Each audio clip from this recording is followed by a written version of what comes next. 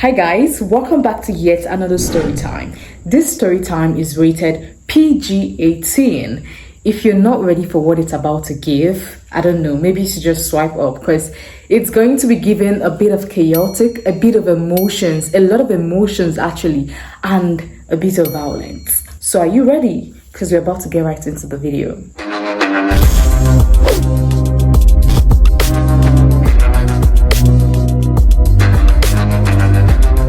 Alright, so I'm not gonna dabble here, dabble there. I just want to get right into this story. I just want to just start telling it. This story, it's been a long time this has happened to me. This was like last 3 years. Yes, 2019, 2020. I have always wanted to do this story time, but I felt like I haven't healed properly because I was still going through those trauma. Whenever I remember it, then not talking about coming to sit down and doing the story time about it. Like, who does that? But right now, I feel like I'm in that safe space. I feel like I'm in that mental space that I can sit down, I can even laugh about it and talk about it. I'm this kind of a girl that, by the way, I schooled in Imo State University and my parents are based here in Abuja. And whenever we're like on a holiday, a long holiday at school, I normally come back to my family house. Then I don't like to just sit down without doing anything, just while away time. I like to make money.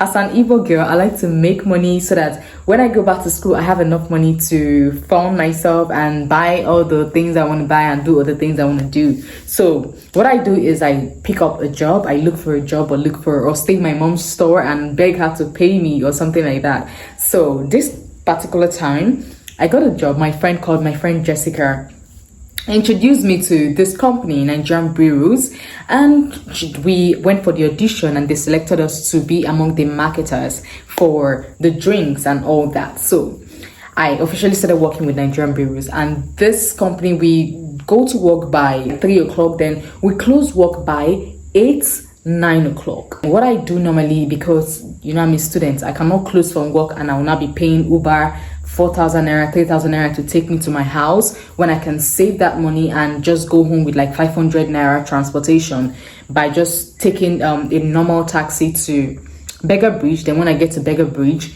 I get another taxi to where I'm staying. It was way cheaper for me as of that time as a student. So on this fateful day, I closed from work, I finished my calculation, everything, I submitted everything, then I carried my bag, like I always do every day. So we closed work that day by 8 o'clock and it took me about 30 minutes to round up everything I was doing. Then by 8:30 or 8:45, I was at Beggar Bridge. Then I was standing with my handbag and my phone in my hand, then my work bag.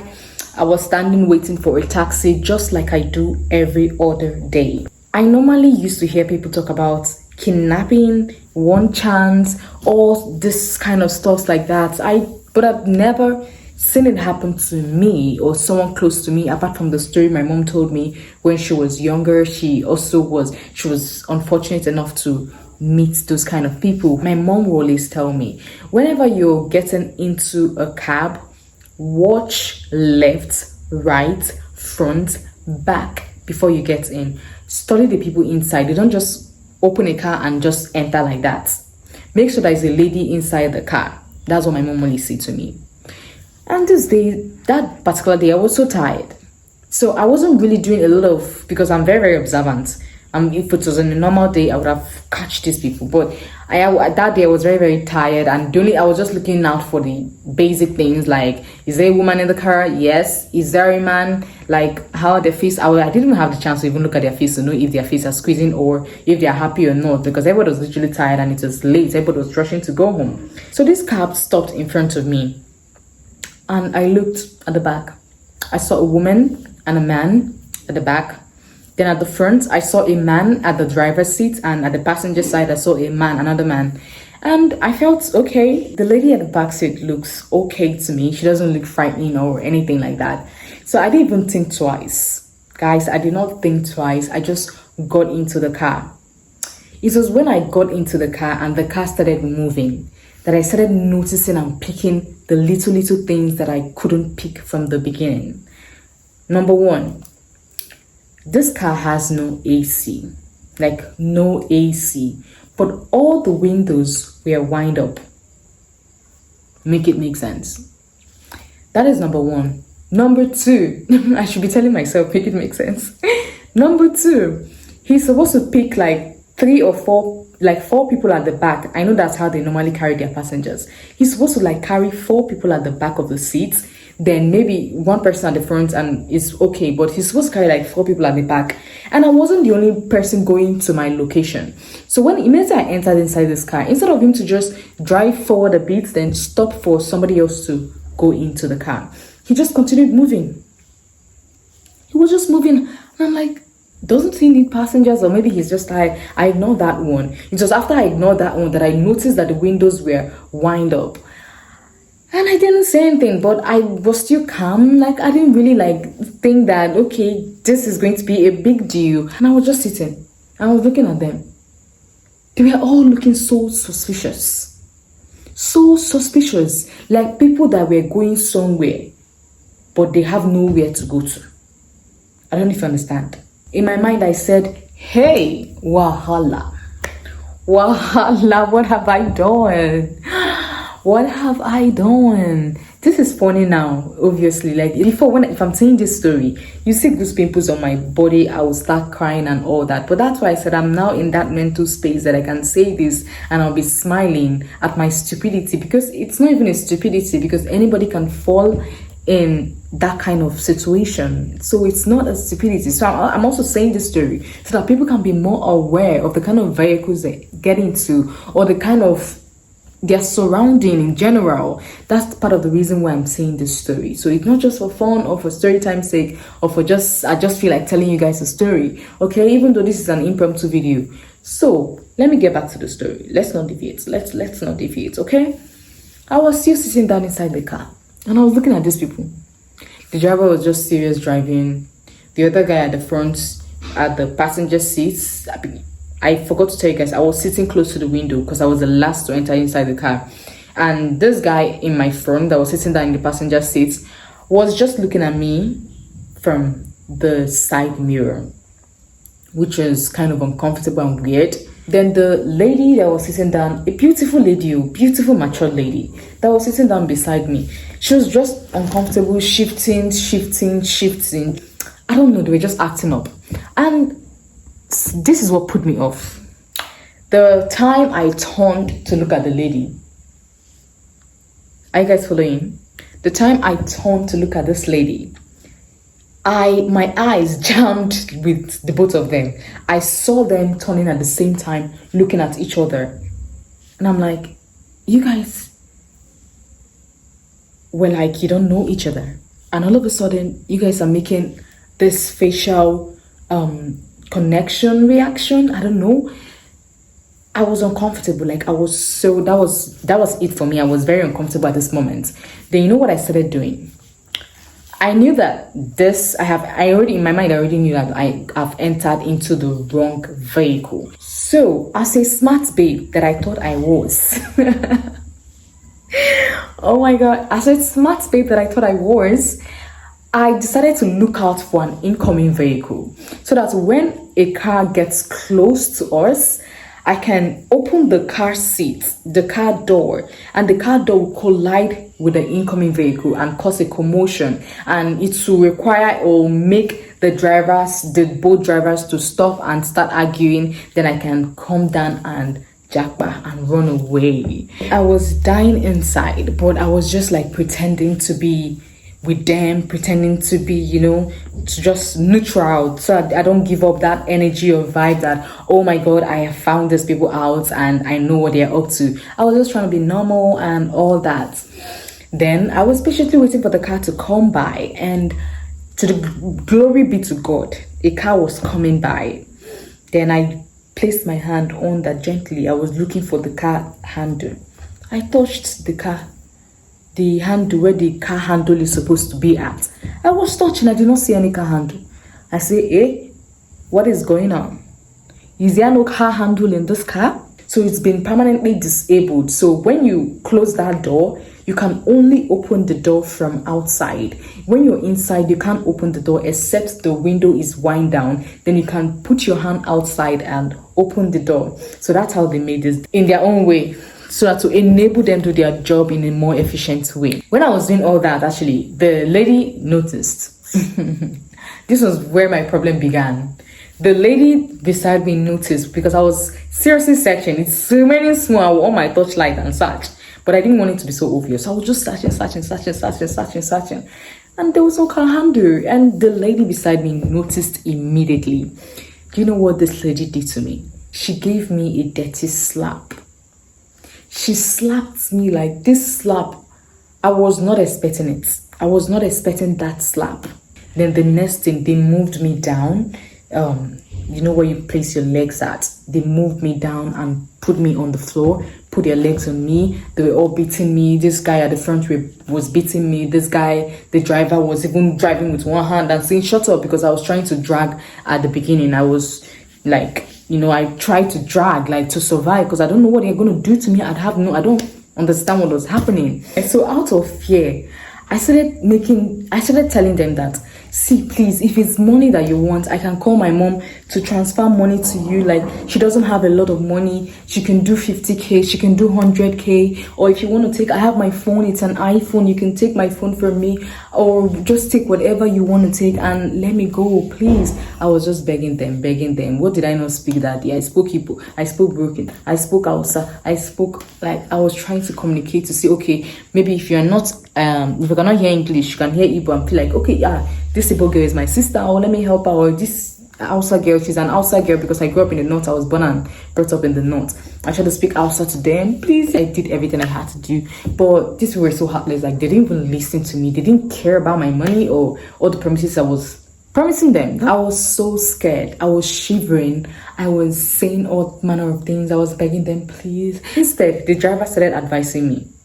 Guess what the advice was? He was telling me that you need to be careful, because if it was another people that you did this thing with and you started shouting and trying to beat and do all those things too, they will just open the car and throw you off the third, and your skull will scatter everywhere. So you go there careful.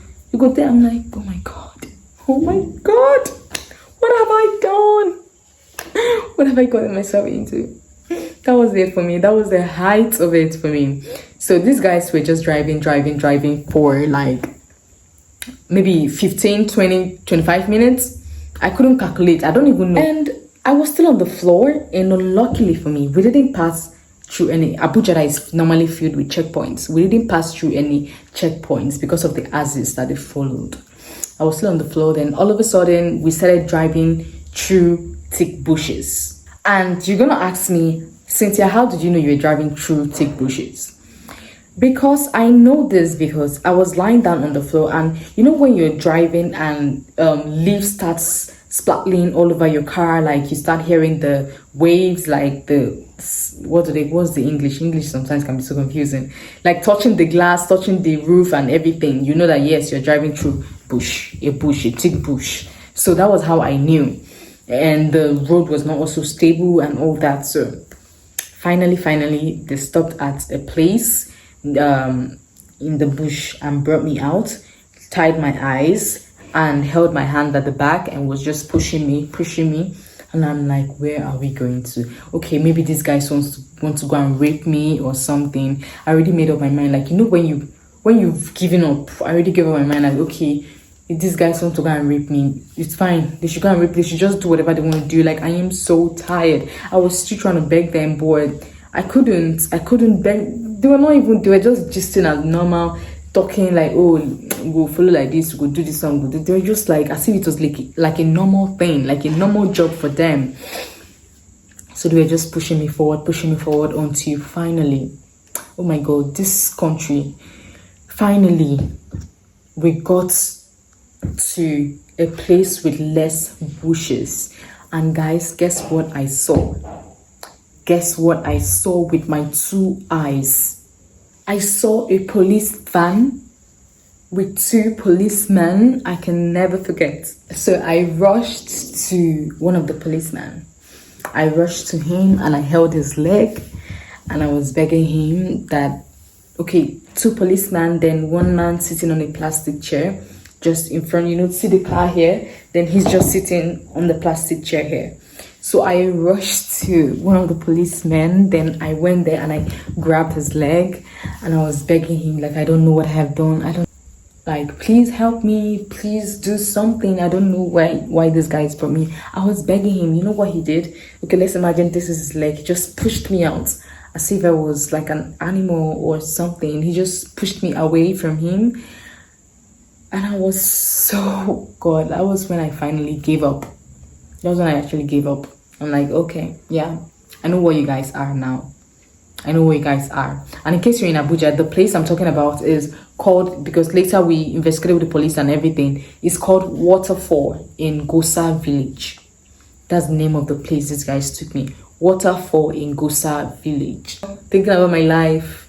Then the man sitting on the plastic chair asked the lady to take off all my clothes. Like, ask them, not even the lady, just like take off her clothes and everything. And they took off my clothes, stripped from head to toe. I was naked in front of them, without bra, without panties. I was naked. Then, God, you see, when they say God works in a mysterious way, I used to think that it was just like, I never used to be like a strong believer. Let me tell you guys now. Yeah, you know, African home, once your parents are Christians, you have to be Christians. Once they are Muslims, you have to be Muslims. You never really decide for yourself that, okay, this is who you want to serve. This is what you want to do. You just do it because this is your parents' belief. This is what the world believes in. But that day was the day I believed that God really exists. He does. He really does exist. Guys, I pulled my clothes. I took off all my clothes. Like I said, I wasn't wearing anything. Then the man sitting on the plastic chair started shouting.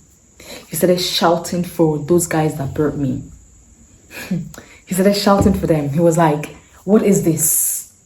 No breasts, no ass, nothing, no flesh. He was shouting at these people, telling them that why would they bring someone like me? Because then actually now I've even added weight.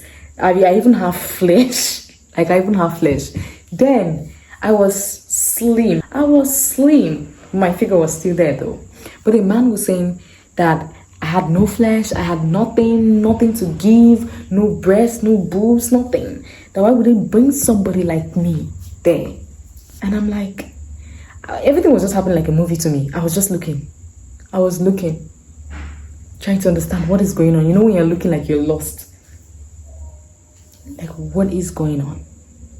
Then he said to them, he told me to wear my clothes. Wear your clothes, like, you know, when you're so disappointed. He said it with so much disappointment. You know, when someone is like, you are extremely disappointed, like you're so angry that this thing that they brought to you is not what they're supposed to bring to you. That was his reaction. He was like, wear your clothes and take this girl out of here. Give her 200 naira for transport. Who does that? My kidnappers gave me money for transport. That is what this means. My kidnappers gave me money for transport. These guys gave me 200 naira inside my jeans, but they took my phone, they took everything in my bag, they took my work bag that had my drinks and everything. They took everything from me. I only left there with my clothes and my shoe and the 200 naira notes that they gave to me. I put on my clothes after he complained about all that. Then he told them in my front that they should go and search. That means this is what they do. The job has not even finished. That they should go out and search for someone with more flesh. And God, I really pitied anybody that must have fallen a victim of these people. Because what they wanted to do was to cut off the person's boobs. Like they wanted to cut off body parts and use it for something. This was the plan. This was what they would have done to me. And I'm so sad because I don't know who must have fallen a victim that night. Because those guys still went out to search for someone with more flesh, like they were instructed to. Anyways, they started taking me out through those thick bushes that we came through. But I didn't see the road when we're coming. The same thing when we're going. They tied my eyes. I wasn't able to see where we were or anything. But I know that it was a waterfall because I could hear waterfall. When you're standing close to waterfall, you could tell. Maybe what they wanted to even do was after cutting off my body parts, then they will throw my body inside the waterfall. Then the water will just take me to another location, and nobody will ever know that this was the location that they used and all that. So they tied my eyes back and were like pushing me as usual, like how we came, until we got to somewhere inside the bush. So this woman untied my eyes, got into where we parked, got into the vehicle and drove off. They didn't even think to carry me inside the vehicle and drop me on the main road or anywhere I could get an access road. They left me inside that bush. I don't know my left, I don't know my right, I don't know my back, I don't know what's in my front, I don't know what's in my back, I don't know where I am. I'm just looking at everywhere, and everywhere was so dark. I couldn't see. I don't know what if a snake beats me? What if something happens to me? I don't know what to do. All I had to do was just to be going front towards where their car left to, like, where they zoomed off. So I was just following the tracks of the car. I wasn't seeing nothing. I just used my imagination to know that yes, this car is going forward. So I was just running, following the car. I don't care what was happening, or I could even jam another people inside that bush, and I will not know. I could jam a different set of killers or whatever, or kidnappers inside that same bush. So that was why I did not walk. I did not stand to say, oh my God, what is happening? I was just running, following the car, following the sound of the car or whatever, using my imagination to navigate through until finally, you know how Abuja Expressway is? I don't know if you've been to Abuja or if you stay in Abuja, you can literally hear sound of cars when they are zooming, like boom, boom, boom. Then you can know that, oh, you're close to an express or something like that. So when I ran to a particular spot, I could hear that sound, and I'm like, oh my God, thank God. I was still running. I was saying, God, thank God, because I could hear the sound, and I was just running. Finally, I saw the road. I don't know how to explain it. Like, I don't know if that was me right there. You know, when you're having an outer body experience. I don't even know if to say this is an outer body experience, because I was numb. I didn't know what I was doing. I was just doing. Finally, I was able to flag down a car, because I tried to flag down numerous numbers of cars, like a lot of cars, and nobody even tried to stop for me. Apparently, they might be thinking I would be setting them up or something, because that place was quite lonely, I must say. So I finally flagged down this taxi. I said, please. I was crying. I'm like, please just take me home. Please just take me home. Can you take me home? Swear to God that you can take me home. And he said he can take me home. What is the problem? What happened? Do you need help with anything? What happened? I'm like, no, just take me home. I just got into the car and I sat down, and I was like, I couldn't control the tears from flowing. Like, I was just crying. He kept on asking me, what is happening? But I couldn't talk. All I could say was, I don't know. Something bad just happened to me. That was the only thing I could say, because I was frustrated. I was in another world. It wasn't even me there. All I wanted to do was to get home so that my mind can feel relaxed that I am at home. My mind can be relaxed and I can feel that, okay, I am no longer in danger. I am with my family and no harm is going to come my way. Because when I was even sitting in that car, I was still very scared because I don't know who he is. I was just scared about everything. I don't know who he is. He might be another kidnapper, or he might be another ritualist. He might be something else, I didn't know. Then finally, he dropped me in front of my house, and I came down, went inside my mom's store, got money, paid him. He went off, and I went inside my our parlor. I just sat down, and I'm like, God, am I here? Is it really me, or have I died and my spirit? Am I in the spirit world, or is actually me and my body that is sitting down in my parlor? Like, is this real? Did I actually survive this? I was asking myself all that. I got home by 1 o'clock, like 12:30 or 45 to 1. My mom came inside the parlor and she was already crying. Like, she was in her, wherever she is, where her prayer garden. The next thing, she's already inside crying towards me, crying. I'm like, how did this woman know that something happened? How? I haven't even told her anything yet, and she's already crying. Then she was telling me that she felt it, like she felt that something bad was happening. She felt like, because she has been calling my line, I'm not picking, and it's unlike me. If I'm not coming back home, I will call them to tell them that, okay, I'm gonna sleep at my friend Jessica's place, or I'm gonna go over here, or I'm gonna do this, or I'm gonna do that. But I didn't leave any info, and I didn't call anybody, so they were all scared that something bad has happened to me. My dad was like, what's going on? Everybody was like, what's going on? And I was crying, like I don't even have the strength to start explaining myself, to start explaining the tragedy, the trauma that I was inside, until I had to calm down. They gave me water, I calmed down, then relaxed. Everybody was just sitting down waiting to hear. Then I started the gist. My mom said, praise the Lord, praise Master Jesus, praise God, praise Heavenly. They started praying, firing prayer, thanking God, dancing, everything. Like, she was so happy, and I was still in shock. I don't know if as at that time, I don't know if to be happy or to be sad. So I was just like going with the flow, thanking God and everything. And I really thank God, honestly. That has actually made me into a strong, you see, that's what they say. You don't have to wait for something bad to happen to you before you become a strong believer, or start believing that Jesus do exist. You don't have to wait till something happened to you before you believe. And that was what happened to me. I am a believer, and I was a believer too, but not like a strong believer. I was doing it because I am supposed to do it. This is how the word is. This is what my parents believed in and all that. But I started believing in Christ for myself, and I started worshiping him in my own way, believed him in my own way, got to understand him in my own way. And that's it. That was how I escaped these kidnappers then. Or should I say ritualists? These people are not kidnappers. They are ritualists. Actual ritualists. So that's the end of my story. Please be very mindful of the taxi you enter or the kind of car you get into. Be very observant, even if it means you standing there for like 30 minutes before you get a good cab. You need to just stand there. It's better than falling into imagine it was someone who has body, boobs, and everything that they were looking for. I wouldn't have been, imagine I added more weight, like I had a lot of flesh. I wouldn't be here today to tell you guys this story. And these people are still out there. They're still doing their business, and they are upgrading every day. New people are joining. So we need to be very vigilant.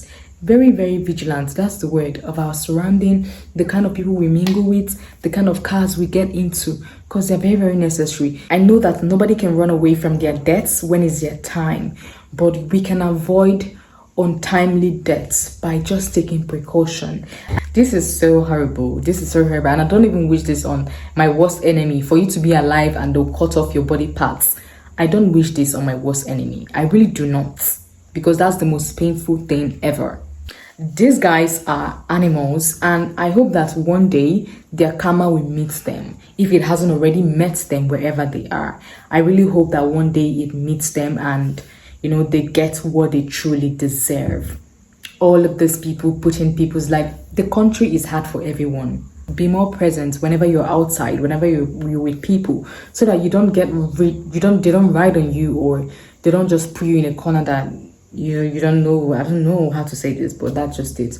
So that's the end of this video, and I really hope you guys enjoy this story time, and I really hope to do more story time like this. If you guys want me to do more, because I have a lot of stories to tell, so let me know if you want me to do more of this video, okay? And if you're new here and you haven't subscribed to my channel, please subscribe to my channel, okay? Thank you so much, and give this video a thumbs up. It will help my channel a lot.